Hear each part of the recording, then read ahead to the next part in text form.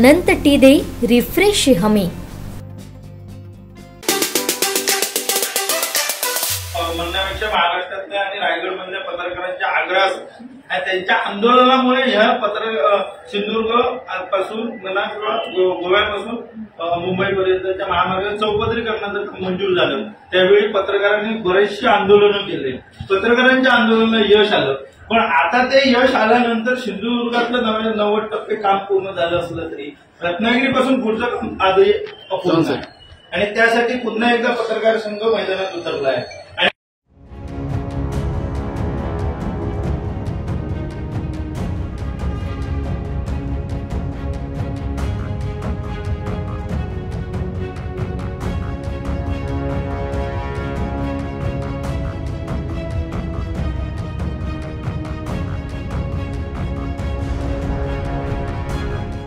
मुंबई गोवा महामार्ग चौपदरीकरणाचं काम गेल्या अनेक वर्षांपासून सुरू झालेलं आपण पाहता।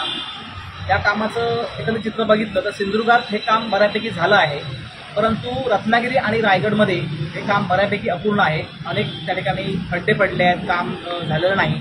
त्याच्यामुळे जो खोळंबा होतो मोठ्या प्रमाणात चाकरमानी असतील, पर्यटक असतील आणि या संदर्भात सातत्याने पत्रकार संघ आहे, विशेषतः रायगड जिल्हा पत्रकार संघ आहे आणि आमची मराठी पत्रकार परिषद यांनी सातत्याने आवाज उठवला। मुळात हा हायवे जो पहिला जुना हायवे होता तो वाढत्या अपघातांमुळे धोका झाला होता, त्यामुळे तो चौपदरी व्हावा यासाठी सातत्याने आमच्या रायगड जिल्ह्यातल्या पत्रकारांनी आंदोलन केलं होतं आणि आजही या रायगड जिल्ह्यातल्या पत्रकारांनी या अपूर्ण कामासंदर्भात आज 9 ऑगस्टला आंदोलन पुकारलं आहे, उभाबम आंदोलन। आणि याला आम्ही रत्नागिरी आणि सिंधुदुर्ग जिल्ह्यातील सर्व पत्रकारांनी पाठिंबा दिला आहे आणि म्हणून आज आम्ही कणकवली तहसीलदारांना या ठिकाणी निवेदन दिलं आहे। प्रांत साहेबांना पण त्यांनी निवेदन दिलं आहे। बोला। गेल्या 12 वर्षापासून अनेक कालावधी लोटला, 12पेक्षा अधिक कालावधी लोटला तरी आपला मुंबई गोवा महामार्ग पूर्ण झाला नाही आणि याचा फटका एकूण कोकणी जनतेला बसतोय आणि याच्यात मोठ्या प्रमाणात अपघात घडतात। या अपघात घडण्याचं प्रमाणही जरी 4 लेन झाला तरी फारसं मोठं काही बदल झाला नाही।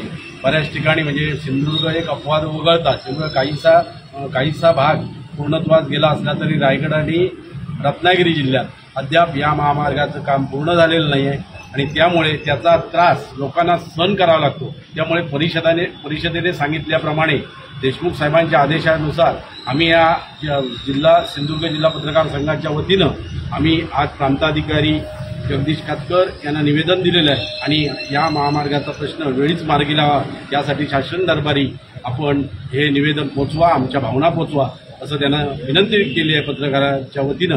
त्याला नक्कीच सहकार्य मिळेल असा आम्हाला पत्रकार म्हणून निश्चित आशावाद वाटतो। आमचे दिवसभरातले सर्व अपडेट्स, ताज्या घडामोडी आणि थेट लाईव्ह पाहण्यासाठी सबस्क्राइब करा, लाईक करा कोकणचं नंबर 1 महा चॅनल कोकणसाद लाईव्हचं YouTube चॅनल।